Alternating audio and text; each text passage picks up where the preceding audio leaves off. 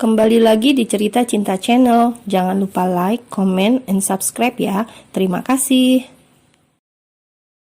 Keesokan harinya, Ken mendapat kabar dari pengawalnya kalau Katie sudah diculik oleh Jason.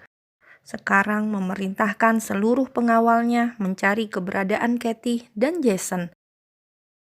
Selama 2 hari, Ken tidak pulang ke mansion. Ara pun berusaha menutupi kegelisahannya dari sang mertua. Ara, sepertinya Ken sangat sibuk. Kau tidak ingin menjenguknya ke kantor? Tanya Alice. Ya, Mam, nanti aku akan mampir ke kantor, ucap Ara tersenyum. Akhirnya, Ken menemukan keberadaan Katie dan langsung menuju ke sana. Ken melihat keadaan Katie dengan wajah yang lebam bekas tamparan Jason. Katie, ucap Ken. Ken, tangis Katie pecah ketika melihat Ken. Jangan tinggalkan aku, Ken. Aku takut. Tetaplah bersamaku, ucap Katie dengan isak tangisnya. Ken berusaha menenangkan Katie dengan mengusap punggungnya, sedangkan Katie memeluk erat tubuh Ken. Lalu Ken membawa Katie ke rumah sakit. Ken, bagaimana jika Jason menculikku lagi? Tanya Katie lemah. Tidak akan, aku akan menyuruh pengawalku menjagamu, jawab Ken. Tidak bisakah kau bersamaku untuk sementara, Ken? Aku benar-benar takut, lanjut Katie. Tidak bisa, Katie, maaf, ucap Ken. Katie hanya mengangguk. Ken iba melihat keadaan Katie yang terlihat menyedihkan seperti ini, tapi Ken sadar dengan posisinya. Ken memiliki Ara yang harus dia jaga perasaannya, meskipun Ken masih kesal dengan sikap Ara kemarin. Ken menjaga Katie seharian di rumah sakit.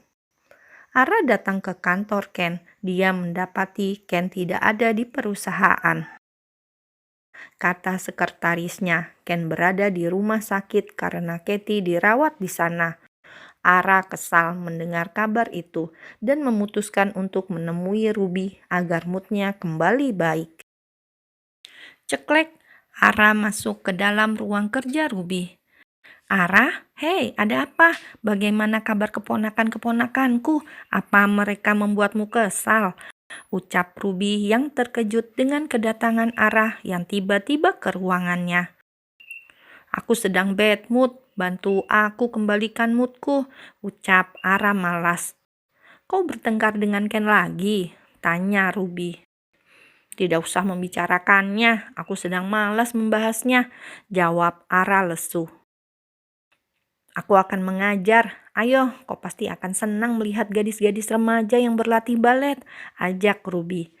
Wajah Ara seketika menjadi berbinar senang. Ayo, aku tidak sabar melihatnya, jawab Ara. Ara menghabiskan waktunya seharian bersama Ruby. Benar dugaannya, bersama Ruby akan membuat moodnya kembali baik. Tak terasa waktu sudah menunjukkan pukul 7 malam. Ara dan Ruby memutuskan untuk makan di restoran Italia karena Ara ingin memakan lasagna. Ken sama sekali tidak menelponnya selama 2 hari ini dan Ara membiarkannya.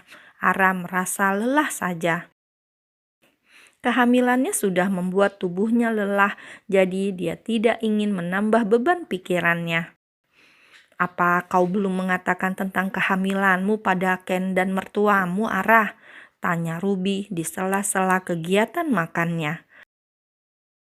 Ara menggeleng sambil menikmati makan malamnya yang sangat lezat.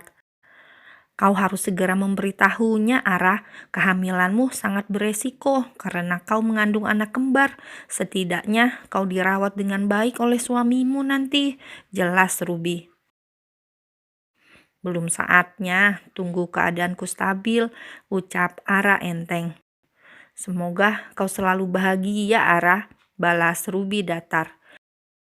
Ruby tidak habis pikir dengan yang dipikirkan Ara. Bukankah lebih bagus Ara mengatakan tentang kehamilannya pada Ken? Mungkin itu akan membuat Ken lebih perhatian pada Ara dan tidak terlalu sering bersama Katie. Malam itu, Ken pulang ke mansion dan mendapati Ara tidak ada di kamarnya. "Mam, Ara kemana?" tanya Ken pada Alice yang menyiapkan makan malam. "Ara bersama Ruby, katanya ingin melihat pertunjukan balet," jawab Alice. "Kau kemana saja, Ken? Apa kau bersama Katie?" tanya sang mami. "Iya, dia ada di rumah sakit.